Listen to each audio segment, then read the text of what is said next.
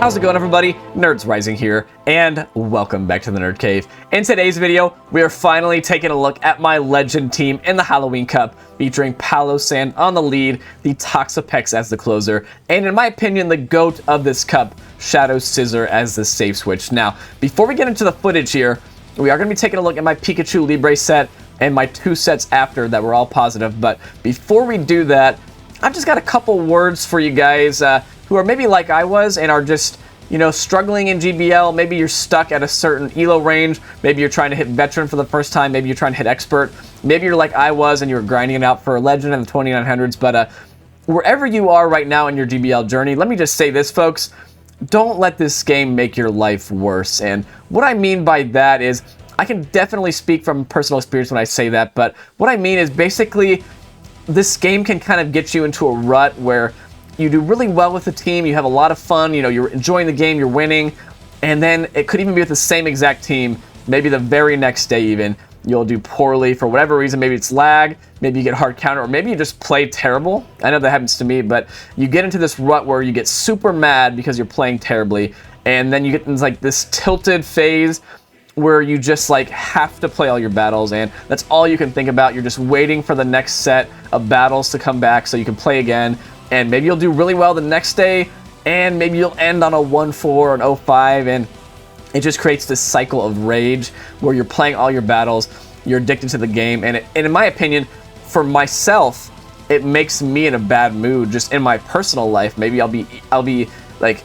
enjoying other things less. I'll be irritable with my wife sometimes because of it, and for no reason, literally nothing she did at all. It just puts you in a sour mood when you get into this GBL kind of tilted rut of, you know, being addicted to the game and doing good and then doing bad. And what I'm here to tell you guys is, as a content creator, as, you know, someone who enjoys the game, who's been playing Pokemon his whole life, don't let this game do that to you. What I ended up having to do, folks, is I actually stopped playing for like 3 days in the middle of the Halloween Cup. I did it super well with my team I made in my original video, the Zweilous and then the Scizor in the back, and I made it to like 2950 with that team, and then dropped back to 2800 like the next day, and then I came up with another team. I hit 2999 with it, did really well, and then the very next day I lost 100 elo and was back at 2900. And guys, it just is not a good way to play the game, and I think I realized that after tilting and playing all my battles for like 3 days, and then finally I was just like, you know what, there are more important things than this. I'm going to take a break, and I did exactly that. I took a 3-day break, didn't touch the game, and I came back with a clear head, and I hit Legend in like 6 sets. So we're going to be taking a look at some of those battles today. Again, if you're here for the GBL content itself, there's going to be some very nice gameplay here, but I just wanted to give you guys that little just maybe peace of mind for other people that are struggling, is everybody gets beat at this game. Everybody gets mad at the game at some point, and just it's how you respond to that really should dictate kind of the way you play GBL. Like, obviously you're going to get hard countered and lose sometimes. It happens. You're going to drop elo, and when that happens, you just got to take a few steps back sometimes, clear your mind, take a break from the game if you have to, and don't let it make your life worse. So that's Nerds Rising little kind of snippet of the day. If you didn't like that, sorry. I try not to do this in every video. I know some people are just here for the content, but I'm a human too, guys. I'm a father, I'm a full-time worker, you know.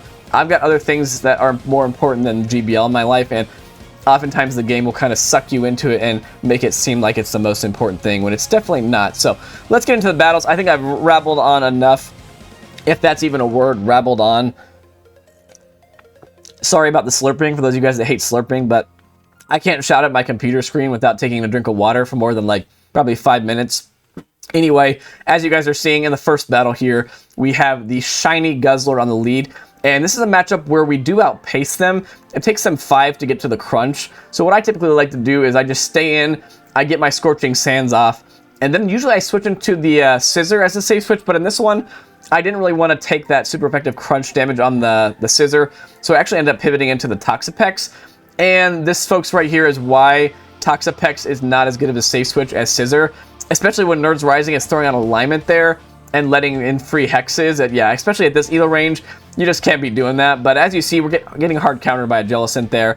For some reason, the opponent actually undercharges that Shadow Ball, allowing me to get to basically get to a point where I can switch out of there, save the Toxapex for later. And at that point, that Guzzlord has so much energy that I realize my Palossand is basically dead weight to me. There's no really reason for me to shield the Palossand there. So I use it basically as a damage sponge. I tank all the damage, and we're just going to put it all on the Shadow Scizor here. It's a little bit of a risky play to do because Shadow Scizor is extremely glassy, and oftentimes Shadow Scizor, if it has 2 shields, will just get like fast move beat down in the end game. So it's definitely better used as a safe switch. But what you're going to see is we're still going to do some work with it in this battle, as they have a Shadow Vic in the back. And at this point, I do make the back-to-back.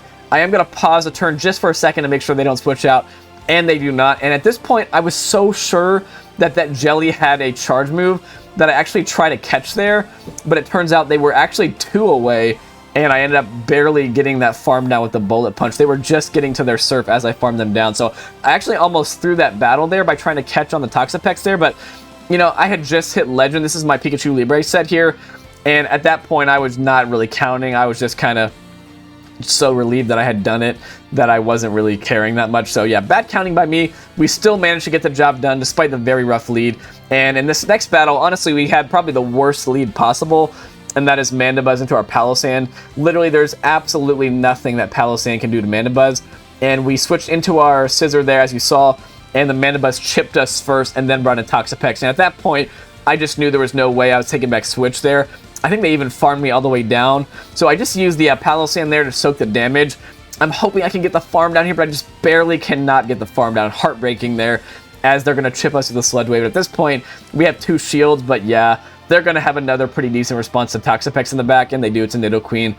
And at this point, there's just really not much I can do. I do have that Scorching Sands banked on my Palossand, but the opponent's got 2 shields. And at this elo range, people just don't really bait unnecessarily, so I knew that they weren't going to Poison Fang bait me there. That could have potentially have been maybe a way I could have gotten out of this, is by calling a Poison Fang bait, but I just knew that at, you know, 30-30 elo, they're not going to be baiting me with a Poison Fang. And there, the opponent read me like a book there. They knew I was going to try to make the snipe with the Scorching Sands. They catch it onto the Mandibuzz, but that was really my only play anyway. Like, there was no reason for me not to try to make that play, because they were just going to switch back into their Mandibuzz at some point anyway, so there wasn't really anything I could do in that battle. And that is what happens in this game sometimes, guys. Despite your best efforts, sometimes you just get hard countered, and as long as the opponent plays it well, which that opponent played it very well, you just don't always have a win con. So anyway, we do lose that battle. In the next battle, we had an Azumarill lead, and here is where you guys are going to just see the raw power of the Shadow Scizor safe switch here, guys. It is just so good. A lot of teams just do not have a great answer to it. As you see there, we take both shields from the Azu there. And at this point, I'm actually just okay to let my Scizor go down. So I double shield there. I do probably make it to that next move, but I come out of there so low, it would give whatever they have in the back basically an opportunity to fully farm it down and get a big energy lead. And as you guys see, they actually have an Umbreon in the back. So with some energy here, this is actually going to be very important for this Toxapex here, because they are actually on Psychic, I believe. Yeah, they are on Psychic.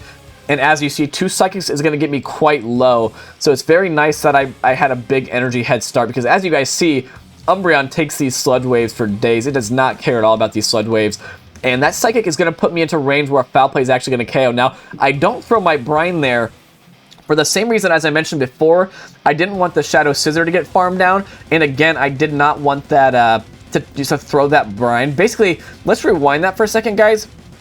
I know this video is probably going to get unnecessarily long, but if I throw that Brine on the Umbreon here, if you look at my health there on the Toxapex, if I throw that Brine and take out the Umbreon, that Shadow Nidoqueen probably comes in and gets like at least probably 4 poison jabs off onto my Toxapex, and then they just straight up outpace me to a Shadow Earth Power against my Palossand there, and that does a ton of damage. So by doing that, I forced them to switch out right away. They knew they kind of had to get out of there, or I was probably going to farm down their Umbreon, and that allows me to easily outpace them to the move. I just one-shot their Nidoqueen there, and their Umbreon just threw a Foul Play, so they're energy dry.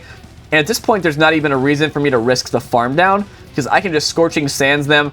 I still have a shield, and their Azu is on like 2 HP, because I knew that the Azu had a move there. So if I risked trying to farm down that Umbreon, and they make it to a Foul Play, I'd basically be forced to no-shield that Foul Play, recognizing an Ice Beam probably does a little bit more than a Foul Play does. So there's my Pikachu Libre set, guys. As you are seeing, we caught the Pikachu Libre, and I don't think it was shiny. I don't think it was under 500 CP or anything, but I've already got a shiny, and I've already got one under 500 CP, so we make it to 30-45 after my first set after Legend. So I was pretty happy about that. Honestly, at this point, I was just so happy that I had hit Legend. I truly would not have cared if I got just like fully hard counter and lost every battle, because we did it. We're there, and now I can just relax, not play as much, and enjoy my life again. But anyway, as you guys are seeing here, there was a Carbink lead, which we have an amazing response for. Basically, our whole team is strong against Carbink. That is one of the reasons why I really like this team. And I actually called the Acid Spray there, recognizing that I didn't really need switch advantage because my Scizor can do just as well as the Palossand against the Carbink there. So I actually take a 2-0 shield advantage. They can't really come back in with the Carbink, but they actually do come back in with the Carbink. And there I just farm up to the Rock Slide. They actually elect to not throw it. I throw on the potential CMP tied to the Rock Throw there. And they've actually got ABA Fairy with a Shadow Wigglytuff in the back. And Shadow Scizor here just completely annihilates this entire team. And we 2-shield flex on the opponent. And I believe that was my first battle of the set. And I was like, wow, really? Like a grass hole style team in the the mid 3000s. Pretty crazy. And what you guys are going to see is, I don't think it's this battle, but I actually saw grass hole like 2 or 3 times like in the 3000 elo range, which I was just very surprised by. So next battle we pick up a Galarian Linoone, and I may say switch out of here, but it depends on if I get that debuff. And I actually do get that Scorching Sands debuff. And since I get that debuff, this Dig is really not going to do that much damage. I will easily outpace them here. Now, I did actually throw it there right away, just because I didn't want to risk throwing on good timing and have them outpace me to another Dig.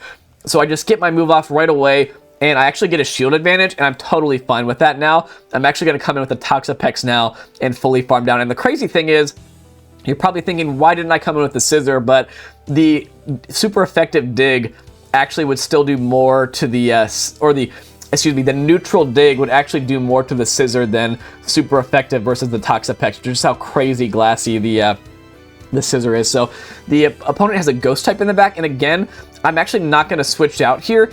I'm just going to take all this damage on Toxapex because Toxapex just tanks these moves so much better.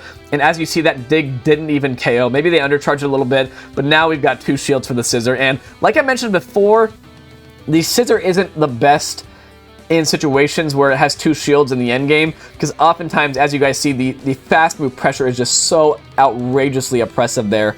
I actually almost didn't make 2 moves against that Shadow Hunter. The Shadow Claws were nearly too oppressive. So I think if you're going to run Scizor, it's amazing on the lead, it's amazing as a safe switch, but as the closer, it is a little bit risky because you could end up just losing with 2 shields, as I almost did there. And in the next battle, we pick up probably the worst possible thing for this team to see, and that is a Jellicent. It beats our entire team, and on the lead, they actually outpace us to the Surf, but the opponent made a pretty big misplay there. They actually threw their Surf right away on alignment, which allowed me to get a full mud shot through. I baited with the Scorching Sands, got the shield, and the opponent decided they did not want to go down 2 shields there. And they actually basically just lose switch and shield advantage in what was a very positive matchup for them, honestly. So they probably just miscounted. They didn't realize I was already at the Shadow Ball, but if you're the opponent in that situation, you definitely kind of have to just double shield. Since they've already committed that to the Jellicent, at the very least they would have switch advantage, whereas they ended up giving up switch advantage and shield advantage. And at that point, it's better to go down 2 shields than to give up both switch and shield advantage. So anyway, there is a Charge Bug that came into the Palossand. I didn't want the Charge Bug to get a massive farm down, and that is why I actually switched into the Toxapex there. And there is a Carbink in the back. And basically, if there's a Carbink on the opponent's team, you're in a very, very good position if you're running this team, because all 3 of our Pokemon do very well against Carbink, and I'm not even going to throw a charge move. I just fully farm their Carbink all the way down. And that is something you absolutely love to see with the Shadow Scizor there. Double super effective bullet punches, just absolutely shredding that poor helpless Carbink.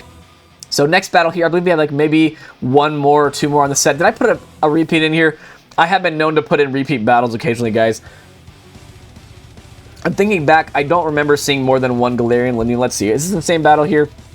Did Nerds Rising pull the classic rise to the occasion?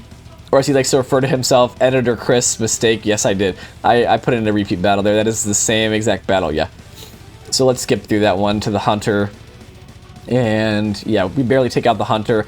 I think, hopefully I actually added the battle in that I was thinking of. I maybe accidentally put this battle in twice instead of the other battle. But either way, yeah, we're in the 3063 now. I think I have like 3 or 4 battles in this elo range, and that'll be the end of the video. But Oh well, I don't remember if I missed out on a battle or not, but either way, we're seeing a Whimsicott on the lead, and Whimsicott destroys Palossand, but what you're going to see here is the opponent actually gives me a little bit of hope here. They no-shield the Night Slash, which doesn't do too much damage, but what I'm recognizing here is after they throw, and I sneak that Bullet Punch through, I think I can actually commit to the farm down there, and I do commit to the full farm down there. I don't throw a move, because if I throw a move there, then their counter sneaks through and takes me out. And I much rather would have gone down a shield there and kept switch advantage basically than to potentially try to throw the move to get a shield back and then not take switch, because switch is absolutely everything here. And the crazy thing is here, they actually have a Guzzlord in the back, so the Palossand was basically, unfortunately, the only thing it could have done well against was the S-Cav. And unfortunately, it just basically had nowhere to go that game. But the nice thing is, we were able to use the Palossand there against the Guzzlord. We actually landed the move. And after landing the move, I was just like, I'll just shield up at this point, because a move from the Whimsicott's not going to KO. We actually take 2 Grass Knots. At that point, I just commit to the full farm down there. We don't even throw a charge move, and the opponent actually loses that battle with 2 shields at 30-63. So you hate to see it. Feels bad if you're the opponent there. And here's what I was saying about the Grass Hole, guys. I think I might have left out another Grass Hole battle. I think that's maybe one of the battles I accidentally put that repeat in place of, but I saw Grass Hole like 3 times in the mid-3000s, and most of the time it had a Shadow Tyranitar on the lead, or a regular Tyranitar on the lead with 2 Razor Leapers in the back, but as you guys saw in one of the battles, it was actually a Carbink on the lead, and we're double debuffed there from that Leaf Tornado, but check this out, that Trailblaze still does a ton of damage, and there I recognized they were getting kind of close to the Brutal Swing, and I didn't really want to take any chances at taking some damage and having to use a shield, and I almost throw this battle there, because I thought I could make the Scorching Sands, but I didn't realize that this was actually a Razor Leaf Venusaur. At first, I thought this was a Vine Whip Venusaur, and I was figuring my Palossand could get to the Scorching Sands, force the shield, and then I could just Sludge Wave the Venusaur, but fortunately for us, Razor Leaf charges extremely slow, and we are just going to barely make 2 Brines here, and I think maybe we'll need 1 more Poison Jab. And yeah, 1 more Poison Jab is going to do the job. And we've got like a couple battles left, guys, and sorry about the coughing. It's like winter now in Ohio. Like, it just basically went from like 65 and sunny to like freezing in one day, as it always does in Ohio. But the dry weather is just like destroying my throat right now, and it's just super dry out here. As you see, this is another, maybe there was 4 Grass Hole teams, because I'm almost positive I left out a Grass Hole battle, but maybe I just did that on purpose because I didn't want to show you guys 4 Grass Hole battles in the 3000s. But again, the opponent has a Tyranitar on the lead. They switch into the Razor Leaf Venusaur this time, and it's actually perfect for me because I'm able to CMP tie the Venusaur, I believe, not let them get to a move, so I didn't have to use a shield there at all. And now their Vic is basically going to have to face my full health Toxapex, and I actually got the attack drop as well, which I think I still would have won that battle since the opponent was down a shield, but the attack debuff there just kind of cemented the opponent's fate, and they surrender. So this is a really, really crazy battle, guys. If you don't have a Palossand and you're wondering what to replace it with, Runerigus is probably the best thing that you can replace it with. It might actually even be better than the Palossand, just because the Shadow Claw damage is so nice, but I actually called the Sand Tomb bait there. I get a shield from the opponent with my own bait, and then I'm actually able to switch into the Shadow Scizor, CMP tie them with the Night Slash there, and they're already down both shields now. They are doing quite a bit of damage to my Scizor here, and they do throw their next Sand Tomb just before I make my move. I could have survived that, but I really wanted to keep this alive, and there I actually waited because I was expecting them to try to catch the Night Slash, and I'm able to actually now get my Trailblaze off onto this Azu. And again, that is why we like the Trailblaze on the Scizor. I actually stopped attacking there as well. If you're wondering why I didn't attack for a couple more Bullet Punches, I wanted to make sure that my Toxapex got a massive farm down on this Azu. I want to come out of here with 100 energy. That way, if they come back in with their Runerigus, I can double brine them, and that should just be about enough to KO that Runerigus double brine. They actually come in with their own Toxapex, and I make a bit of a mistake here, guys, and here's actually where I throw the game. I'm going to rewind it here just so you guys can see. I think the opponent makes a really nice play of coming in with their own Toxapex just to use it as a damage sponge. But what I should be doing here is, when I see their Toxapex, I should be over farming massively because they bring in the Runerigus and I throw the Shadow Ball after only over farming by like 1 or 2, and the opponent had dumped all of their energy into my my Scizor earlier. So I at the very least could have farmed up to 5, and that would have been CMP onto their Sand Tomb. and then I could have had enough energy to outpace their Toxapex and get to a Scorching Sands, because I absolutely had to get a Scorching Sands off into this Toxapex, because even though I had more energy than them, they're just too healthy. And as you guys can see, these Sludge Waves just don't do enough damage, and my Sludge Waves are not going to be enough to overcome basically their massive health differential that they had. So I definitely think I could have won that battle, but in the moment, I just really wasn't. I kind of just panicked, Shadow Balled the Runerigus when it came in. But anyway, into the final battle here of the video, we have another Guzzlord on the lead. And you guys have seen me play this out. Not the best situation to be in, honestly. Again, this time we switch into our Toxapex. With Guzzlord leads, I do typically try to switch into the Toxapex, just because the Scizor doesn't really want to take a crunch either. And as you guys saw in the last video, the Jellicent met our Toxapex in the last one, but this time their own Toxapex actually meets us, which is a lot better, honestly. That tells me they probably don't have a Jellicent, because if they did have a Jellicent, they probably would bring it in. And honestly, Scizor does not do very well against Jellicent. Unless it has like a massive energy head start and shields, one Night Slash doesn't really do enough to where you can really farm them down. So you need multiple charge moves. I really wanted to live that crunch there. I thought maybe I could, but I don't. I really kind of needed to probably shield my Palossand there and use that energy. And as you're going to see now, I'm going to have to go down a shield in this matchup against the Guzzlord. And Scizor down a shield is just really sketchy. They actually have their own Shadow Scizor, which is nice. I'm going to get both of the shields back. And what you're going to see is the opponent could just basically outpace me here and get to their moves first. But they actually make a play that gives me a chance here. They're massively overfarming. I'm going to stop right now because it's really obvious when an opponent overfarms as much as they did. I think I went a little too far, but as you're going to see in this Scizor matchup, the opponent is massively overfarming, and when an opponent massively overfarms way past the move, like they clearly had the Night Slash, I knew that they were going to try to catch onto their Toxapex. But what I recognized anyway is that I actually kind of need to take out their Toxapex still with my Scizor, or at the very least get it very, very low. So as you're going to see, they're getting close to their move. I know that they're going to catch, so I throw the move anyway because my Toxapex is too low to take out theirs, so I have to do some damage to this thing, but I'm recognizing I still have a shield. What the opponent should have done is just throw their Night Slash right away, get rid of my shield, and then switch out, because by allowing me to have a shield, they potentially given me a win con to where I can undercharge this Night Slash, farm them down with my own Toxapex, and then have the brine loaded. And even though they have double Night Slash right now, I can just shield their first and get my second one off. So I actually undercharged this. I had no idea how much. I go for a great, and I was thinking it was just about perfect. And check this out. They live on like 2 HP. And I think that poison jab that went through would have KO'd. I couldn't shield it because they had double moves on their Scizor. And that undercharge there, maybe if I just would have swiped a couple more bubbles there, I would have given myself the absolute perfect farm down to where they couldn't have made the move. I would have had the brine loaded and I could have won that battle. But that's just the thin margins, guys, when you're playing against these really skilled battlers. It's just very, very thin margins. And sometimes, you know, you have the win con in your mind and you're just not quite able to play it out. But either way, very good game to all my opponents. As you guys saw, I did have 3 positive sets after hitting Legend. And the team, I would say if you're seeing a lot of Carbink, you're seeing a lot of poison types, lots of the bug steals, like S-Scavs especially. Palossand is just an absolute beast. And then, as always, I think the Shadow Scizor is the GOAT for me of this cup. It's just so versatile, and there's basically no fire types.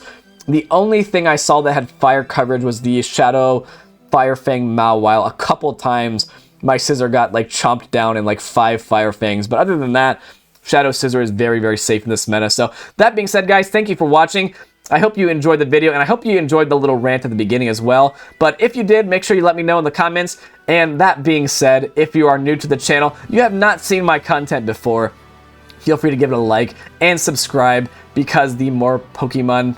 Yeah, we're butchering the outro, guys. Normally what I say is a little jingle about how basically if you subscribe, my wife will let me play more Pokemon. But today, we're going to end it by saying, have a great night, guys, and I will see you in the next one.